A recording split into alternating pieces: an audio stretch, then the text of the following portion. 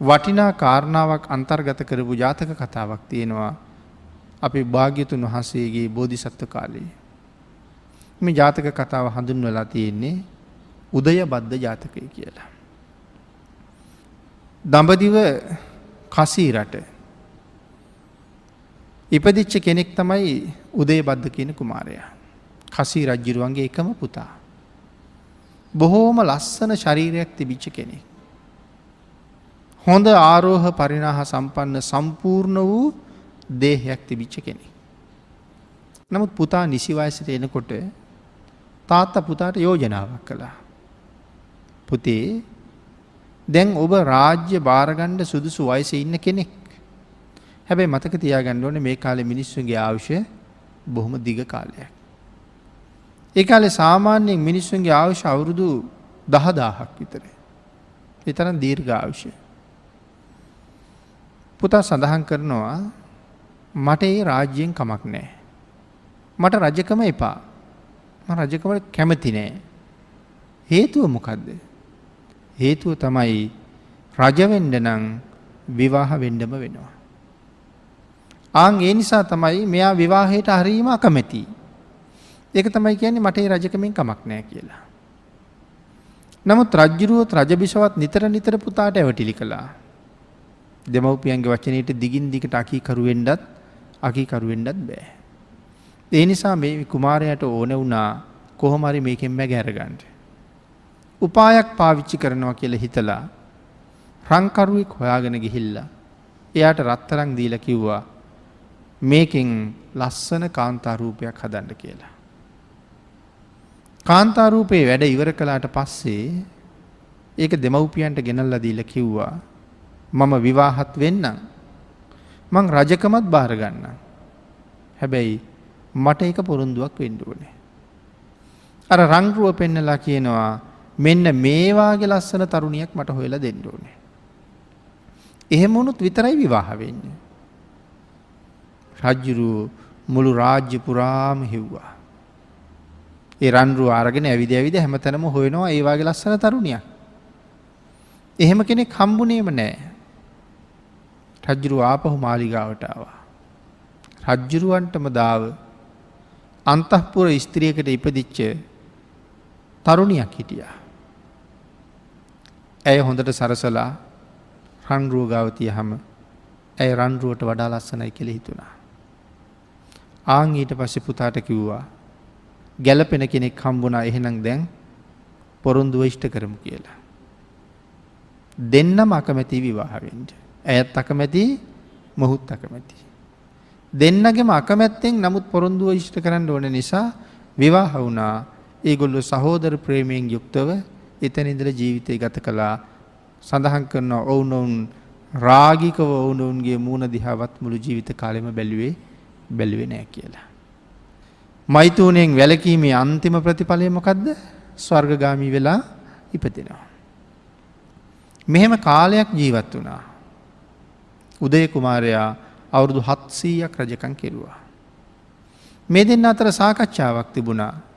අපි දෙන්නගෙන් කවුද ඉස්සරලා මැරෙන්නේ?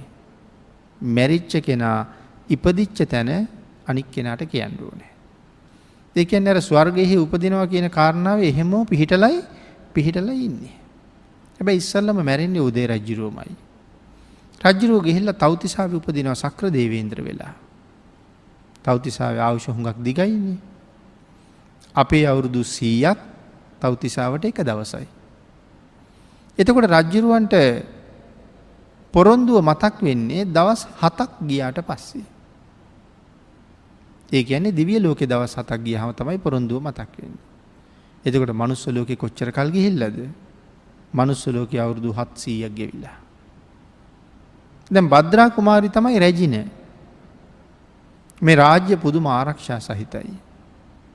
දියාගල් තියෙනවා, මඩාගල් තියෙනවා, විශාල ප්‍රාකාර තියෙනවා. යෝධ බටයෝ 10 ගාණක් මුරකාවල් තියාගෙන ඉන්නවා. ඒ දොර කවුළු වැහුවට පස්සේ සතෙකුටවත් ඒ රාජ්‍යයට ඇතුල් වෙන්න බෑ. ඒ තරම්ම ආරක්ෂාවක් තියෙනවා. ඒ ආරක්ෂාවෙන් යුක්ත රාජ්‍යයේ අන්තఃපුරයේ ඊටත් වඩා ආරක්ෂාකාරී. මොකක්ද අන්තఃපුරය කියලා කියන්නේ? මේ අන්තఃපුරය කියන වචනය ගැන හුඟක් දෙනෙකුට තියෙන වැරදි අවබෝධයක්. අන්තఃපුරය කියලා කියන්නේ ඇතුල් නුවර කියන එක. ඒකට අන්තఃපුරය කියන්නේ. බොහෝ දෙනා සඳහන් කරන්නේ රජුරවන්ට භාර්යාවෝ ගොඩක් ඉන්නවා. ඒ භාර්යාවන් ඉන්න ප්‍රදේශයේ තමයි අන්තఃපුරය කියලා. ඒක නෙමෙයි. එහෙම අර්ථයක් නැහැ. එහෙනම් අන්තఃපුරය කියලා කියන්නේ ඇතුල් නුවර. එහි තමයි ප්‍රභූවරු ඉන්නේ. රජුරෝ ඉන්නේ එහි. අගබිසව ඉන්නේ එහි. ඇමතිවරු ඉන්නේ එහි. ප්‍රධාන නිලධාරීන් ඉන්නේ එහි. සේනාපතිවරු ඉන්නේ එහි. මහ සිටුවරු ඉන්නවා නම් සමහර සිටුවරු හිටියේ ඇතුල් නුවර. රජුරුවන්ගේ ඥාතීන් ඉන්නේ එහි. මේ විශේෂිත වූ පිරිසක් ජීවත් වෙන ප්‍රදේශයටයි අන්තఃපුරය කියලා කියන්නේ. එතකොට ඒ ප්‍රදේශය අධිආරක්ෂිත කලාපයක් වාගේ බොහොම සුරක්ෂිතයි. දැන් දවස් 7කට පස්සේනේ උදේ රජුරවන්ට මතක් වුණේ තමන්ගේ පොරොන්දුව ඉෂ්ට කරන්න. ඒ නිසා රජුරු එක දවසක් පොරොන්දුව ඉෂ්ට කරලා යන්න හිතාගෙන භද්‍රා කුමාරි මුණ ගැහෙන්න එනවා. එන්නේ හැන්දෑවේ රෑ වෙලා. කෙලින්ම රැජිනගේ කාමරේටමයි එන්නේ. තට්ටු 7ක් තියෙන මාලිගාවේ උඩම තට්ටුවේ තමයි ඇගේ සිරියහන තිබුණේ. එතෙන්ට ඇවිල්ලා ඇයට කතා කළා. ඒ වෙනකොට ඇය නිදි. තාම නිින්ද ගිහිල්ලා නැහැ. නමුත් මේ දෙවියෙක්නේ. බැලුවා ඇය මොනවද කල්පනා කරන්නේ? ඇය මොනවද කරන්නේ? භද්‍රා කුමාරිය යහංගත වෙලා ඉන්නවා. ඇය තමන් අද දවසේ කටයුතු කරනකොට තමන්ගේ සීලයට කොතන හරි හානියක් වුණාද කියන කාරණාව මෙනෙහි කර කර යහනේ සැතපීලා ඉන්නවා. සිල් ආවර්ජනය කරනවා. ඒ වෙලාවේ පෙනී හිටලා කතා කෙරුවා. කතා කර මහනවා මේ තරම් ආරක්ෂාවක් තියෙන මේ සුරන්දන පුරවරයට ඇතුල් වෙලා. බයක් හැකක් නැතුව මේ දහස් ගණන් යෝධ බටයන්ගෙන් රැකිලා ආරක්ෂා වෙලා මගේ සිරියහනටම එන්න තරම් ශක්තියක් තිබිච්ච ඔබ කවුද කියලා. ඊට පස්සේ කියනවා ඒක මට ඒ තරම් ප්‍රශ්නයක් නෙමෙයි. මම එක්තරා දෙවියෙක්. ඒ හින්දා මෙතෙන්ට එනවා කියන එක මට බාධාවක් නෑ. කරුණාකාරණා සඳහන් කරලා කියනවා ඔබ බොහෝම ලස්සනයි. ඒ රූපය වර්ණනා කරන්න පුළුවන් තරම් උපරිමයෙන් වර්ණනා කළා. වර්ණනා කරලා කියනවා ඒ රූපය දවසින් දවස නිකම් වියකිනවා. ඔබ තාම බොහෝම තරුණයි. ඒ නිසා අද මට ඔබත් එක්ක සැතපෙන්න ඉඩ දෙන්න. මං හැබැයි ඒකට තෑගි දෙනවා.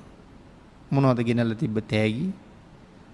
රත්තරන් කාසි පුරවපු රම් බඳුන. ඒකට තෑග්ග තමයි රන් කාසි පුරවපු රම් බඳුන. දේවිය කියනවා මගේ ජීවිතේ පළවෙනියත් අන්තිමයත් මගේ රජුරුව විතරයි. වෙන කිසි කෙනෙක් ගැන එදා හිතුවෙත් නෑ, අද හිතන්නෙත් නෑ. දෙවියා ඊට වඩා කතා කරන්න ගියෙත් නෑ, අතුරුදහන් වුණා. හැබැයි පහුවදත් එනවා. පහුවදා එන්නේ රිදී භාජනයක රංකාසි දාගෙන. එදත් අර යෝජනාවම කරනවා. එදා භද්‍රා කුමාරි කල්පනා කළා මෙයත් එක්ක තවත් වචන කතා කරන්න ගියොත් මෙයා ආයේ එනවා. එහෙම හිතනවත් එක්කම දෙවියා ආපහු අතුරුදහන් වුණා.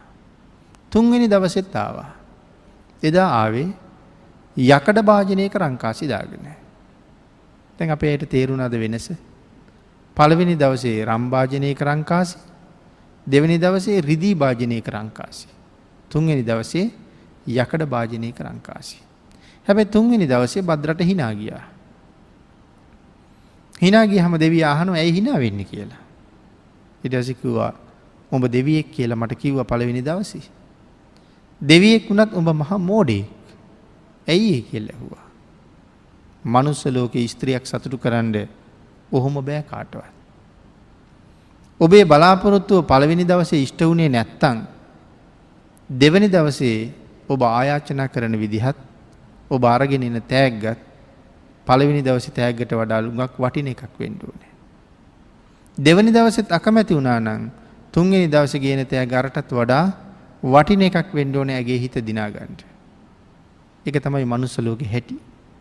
නමුත් ඔබ පළවෙනි දවසේ තෑග්ග හුඟක් වටිනවා. දෙවෙනි දවසේ තෑග්ගේ වටිනාකම ටිකක් අඩුයි. මොකද රිදී භාජනයක්නේ. තුන්වෙනි දවසට එනකොට කාසි ඔක්කොම රංකාසි තමයි. නමුත් භාජනයේ තමයි වෙනස් වෙලා තියෙන්නේ. භාජනී යකඩ. ආන් ඒ හින්දා කොඹ හරි මෝඩයි. ආන් ඒ වෙලාවේ දෙවියා කතා කරලා කියනවා මට හිතෙන්නේ නැහැ මම මෝඩයි කියලා. මනුස්ස ලෝකේ මිනිස්සුන්ගේ ආයුෂ පිරිහෙන්නේ කොයි වගේද?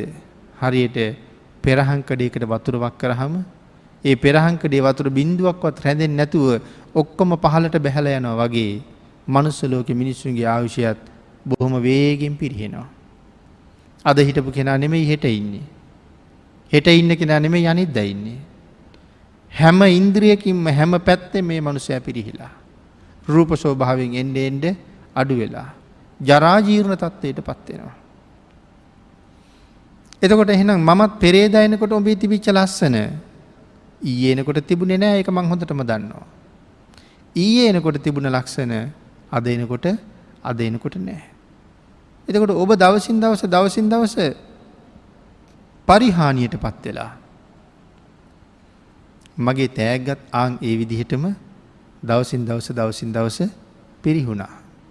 ඔබ පිරිහෙනකොට මම මොකටද මගේ තෑග්ග දියුණු කරන්නේ?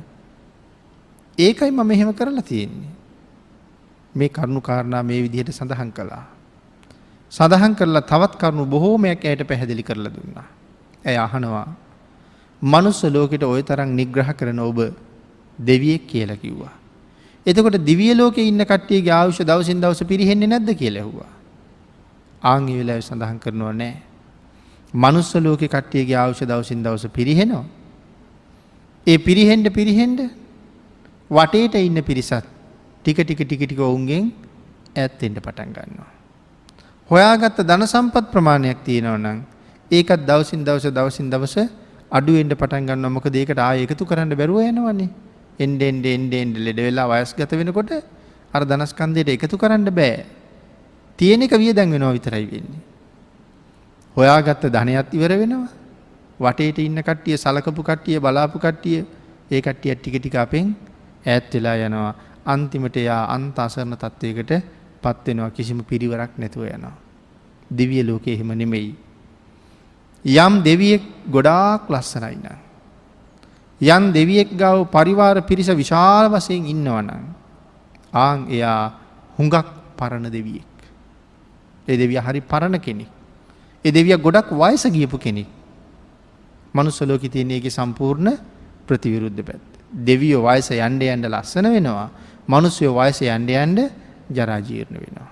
මේ වෙනස පෙන්නලා දෙනවා. ඊට පස්සේ අහනවා මේ තරම් මට කරුණු පැහැදිලි කරලා දුන්නා. මට තව මොනවද ඔබ කියන්නේ කියලා. දැන් මට ගොඩක් වැටහුණා. ආන් ඒ වෙලාවේ සඳහන් කළා ඔබ බොහොම වටින කෙනෙක්. ඔබ හරි ශ්‍රේෂ්ඨ කෙනෙක්. ඔබ උතුම් සීලයක් ආරක්ෂා කරන කෙනෙක්. මම මේ විදිහේ යෝජනා කරලත් ඔබ මගේ යෝජනාවට කැමති වුණේම නැහැ. ඔබ හරි ශ්‍රේෂ්ඨයි. ඒ උතුම් බ්‍රහ්මචර්යාව ඔබ හොඳට ආරක්ෂා කරනවා. ඒ වෙලාවේ සඳහන් කළා තවත් ඒ බ්‍රහ්මචර්යාවම ආරක්ෂා කරගන්න. වහවහ ජීවිතයේ කුසලයෙන් පෝෂණය කරන්න. දුගතියක යන්න එපා කවදාවත්. සුගතිගාමී වෙන විදිහටම පාර හදා ගන්න.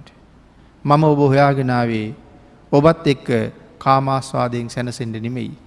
මම ඔබ හොයාගෙන ආවේ ඔබට මේ අවවාදේ කරලා යන්න. ඊට පස්සේ අහනවා මට අම්මා කෙනෙක් වාගේ මට තාත්තා කෙනෙක් වාගේ මේ වාගේ අවවාද කරන ඔබ හැබෑවටම කවුද කියලා. ආන් ඒ වෙලාවේ සඳහන් කළා භද්‍රා මම වෙන කවුරුවත් නෙමෙයි. මං ඔබේ ස්වාමි පුරුෂයාමයි. මං එදා උදේ රජුරුවමයි. මතකද එදා පොරොන්දුවක් වුණා. දෙන්නගෙන් කවුද ඉස්සරලා මැරෙන්නේ? මැරුණ කෙනා ඉපදිච්ච තැන අනික් කෙනාට ඇවිල්ලා කියනවා. ආන් ඒ පොරොන්දුව ඉෂ්ට කරලා යන්නයි ආවේ. මගේ පොරොන්දුව දැන් සම්පූර්ණයි. එහෙනම් මම යනවා කියලා පිටත් වෙන්න ලෑස්ති වෙනවා. ඒ වෙලාවේ කතා කරලා කියනවා අනේ ස්වාමීනි එදා වෙච්ච පොරොන්දුව හරියටම ඉෂ්ට කරන්න ඔබ වග බලාගත්තා. ඔබ ඉන්නේ කොහෙද? මම ඉන්නේ තව්තිසාවේ රජ වෙලා. ස්වාමීනි මගේ එකම පැතුමත් ඔබමයි. මටත් ඔබ ළඟට එන්න පාර කියලා යන්න කියලා. ආන් ඒ වෙලාවේ සඳහන් කළා භද්‍රා බොහෝම ශ්‍රේෂ්ඨයි. භද්‍රා ඔබ දස කුසල ධර්මයන් හැම වෙලාවෙම ආරක්ෂා කරගන්න ඕනේ. දස අකුසලයන්ගෙන් හැම වෙලාවෙම වෙන්වෙන්න ඕනේ. දස කුසල්ම ආරක්ෂා කරන්න. එතකොට මොනවද මේ දස කුසල් කියලා කිව්වේ? මේ එතකොට බද්රට විතරක් හම්බ වෙන අවවාදයක්ද? මේ අපි ඔක්කොටම හම්බ වෙන අවවාදයක්. මොනවද මේ දස කුසල්? කයෙන් කරන වැරදි තුනක් තියෙනවා. ප්‍රාණඝාතයේ, අදත්තාදානයේ, කාම මිත්‍යාචාරය කියලා. ඒකෙන් වෙන් වෙන්න. හිතින් කරන වැරදි තුනක් තියෙනවා. අවිද්‍යාව, ව්‍යාපාද, මිත්‍යා දෘෂ්ටි කියලා. ඒ වගේ අයින් වෙන්න. වචනයෙන් කරන වැරදි හතරක් තියෙනවා. බොරු කියනවා, කේලම් කියනවා, පරුස වචන කියනවා, හිස් වචන කියනවා. ඒ හතරිනුත් අයින් වෙන්න. එතකොට කාරණා 10ක් එතන කිව්වා. මේවට කියනවා දස කුසල් කියලා. යමෙක් මෙව වගේ යෙදෙනවා නම් ඒ පුජ්‍යලයා රැස් කරන්නේ දස කුසල්. යමෙක් දස කුසල් රැස් කර ගන්නවා නම් එයා හැම වෙලාවෙම නිරේ පැත්තට දොර ඇරගෙන ඉන්න කෙනෙක්. යමෙක් දස කුසලයන්ගෙන් වැළකිනවා නම් එයා සුගතියට පාර හදාගත්ත කෙනෙක්. ඒ නිසා භද්‍රට අවවාද කරනවා හැම වෙලාවෙම දස කුසලයෙන් පෝසත් වෙන්න. ප්‍රවෘජිතෙක් වාගේ උතුම් වූ බ්‍රහ්මචර්යාව ජීවිතේ පුරාම ආරක්ෂා කරගන්න කියලා. මේ විදිහට භද්‍රට බොහෝ කරුණු කාරණා පැහැදිලි කළා. භද්‍ර බොහෝම සතුටටපත් වුණා. භද්‍රට සඳහන් කරනවා භද්‍ර මනුස්සයන්ගේ කය දෙතිස් කුණප කොට්ටාශයකින් යුක්තයි. ඕක හැම පැත්තෙම කොයි පැත්තෙන් බැලුවත් පිළිකුල් සහගතයි. පිරිසිදු බවක්, වටින දෙයක් ඔය මනුස්ස ජීවිතය තුළ ඇත්තෙම නැහැ. ඒ කය ජීවත් වෙන තුරු පවත්වන්න අපි මොන මොනවා හරි කරන්න ඕනේ. හැබැයි ඔය කය පව්වාකරයක්. මිනිස්සුන්ගේ ආත්මය කියලා කියන්නේ අකුසලයෙන්ම ජීවිතේ පුරවන ආත්මයක්. ප්‍රඥාවන්තයෝ ඒ අකුසලයෙන් පිරෙන ආත්මය අකුසල් වලින් ආරක්ෂා කරලා කුසල් පුරවන පැත්තට හරවනවා. ආන් ඒ නිසා භද්‍රා ප්‍රඥාවන්ත වෙන්න. මිනිසුන්ගේ ආත්මය නිරේ පැත්තට දොර අරිනවා හැම වෙලාවෙම. මිනිසුන්ගේ ආත්මය ඒ මිනිසාටම හතුරු වෙනවා.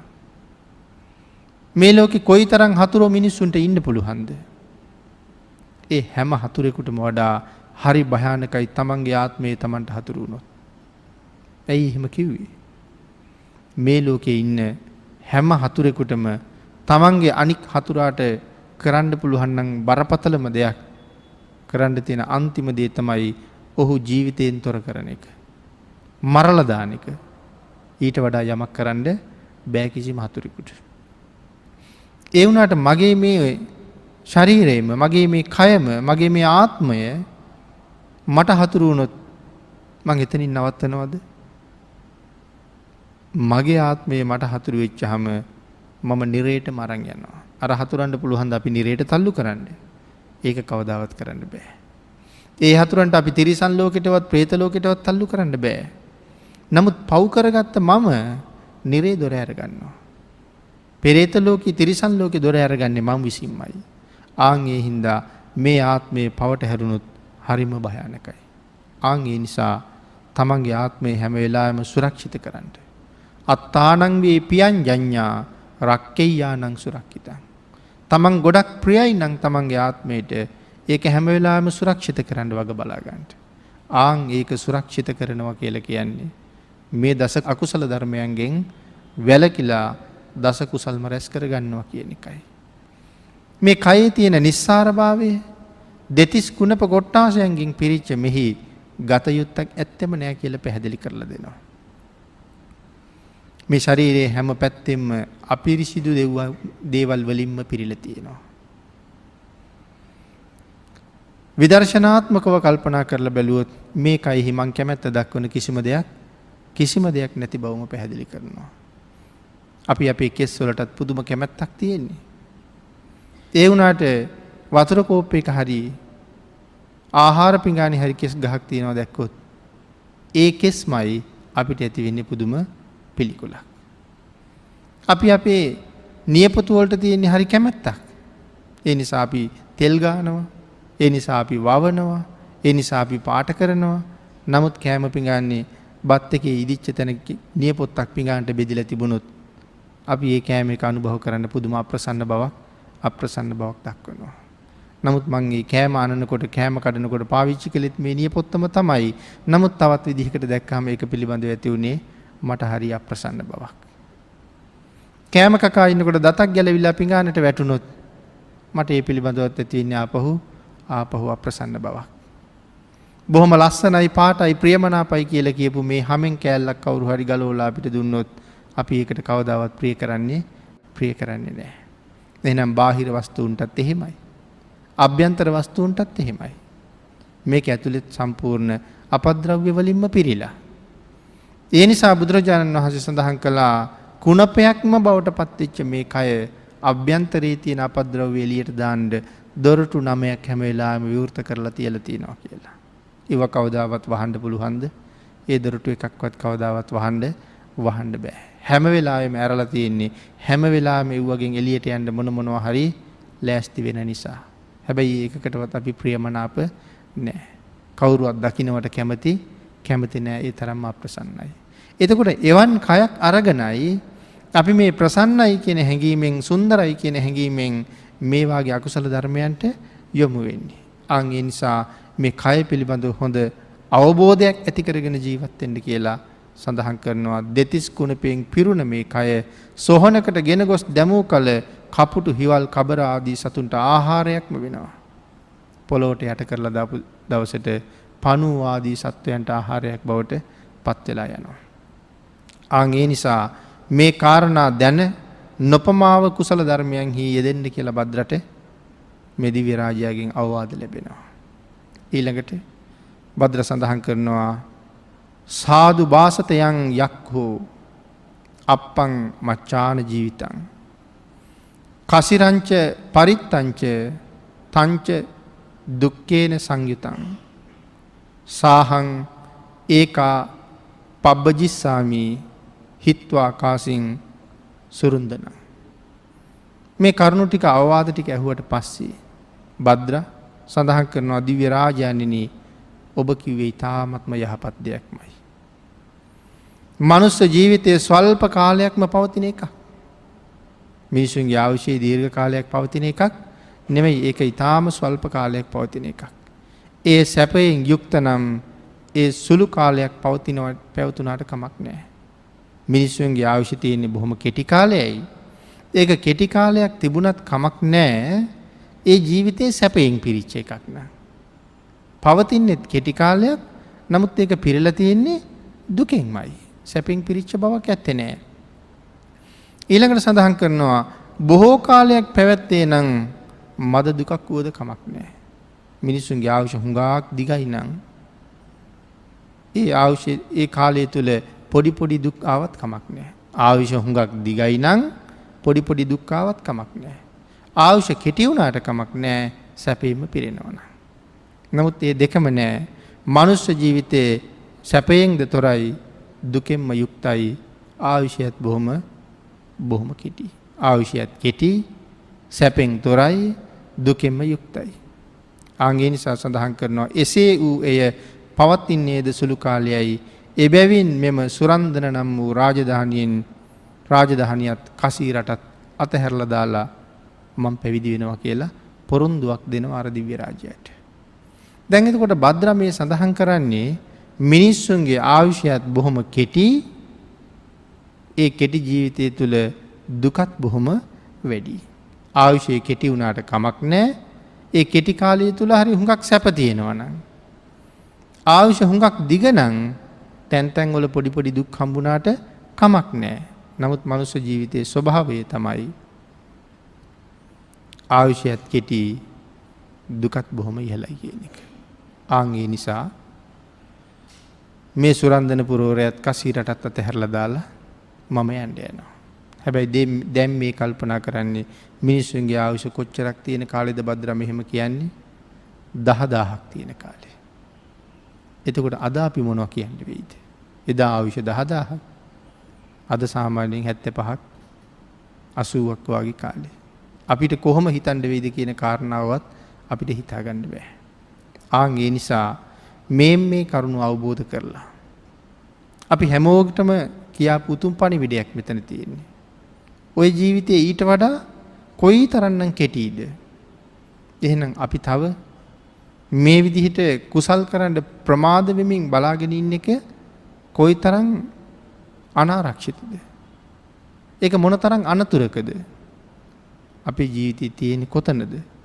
ඒක කොයි වාගේ අනතුරකට මූණ පාලාද හැම වෙලාවෙමද තියෙන්නේ කියන කාරණාව සිහිපත් කරගෙන කල්පනා කරගෙන අවබෝධ කරගෙන මේ ලැබිච්ච ශ්‍රේෂ්ඨ ජීවිතයේ තුනුරුවන්ගේ ආශිර්වාදයෙන් ධර්මයෙන්ම පෝෂණය කරලා කුසලයෙන්ම පෝෂණය කරලා හැම කෙනෙක්ම මේ ලෝකෙ කෙටි ආයුෂයකින් මැරලා යන අය ආන්ගේ මැරෙන දවසට සතුටු වෙවි මැරෙන්න පුළුවන් ජීවිතයක් පෝෂණය කරන්න ඕනේ.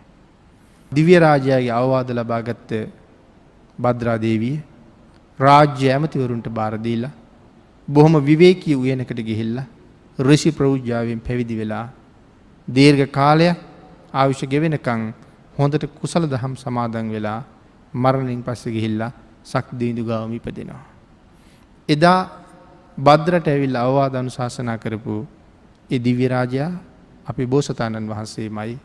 එදා භද්‍ර හැටියට කටයුතු කරන්නට යෙදුනේ යශෝදරා දේවීන් වහන්සේමයි. දෙමනන්ගේ ශ්‍රේෂ්ඨ චරිත දෙක අපේ ජීවිතවලට සමීපවම කතා කරලා අපූර්ව අවවාදයක් අපිට දීලා තියෙනවා. ආන් එයින් ජීවිතේ පෝෂණය කරගෙන මෙලව සුවපත් කරගෙන පරලෝ සුගතිගාමි කරගන්න ඔබ සියලු දෙනාටම තුනුරුවන්ගේ ආශිර්වාදයෙන් ශක්තිය, ධෛර්යය, වාග්ය, වාසනාව උදා වේවා කියලා ආශිර්වාද කරනවා.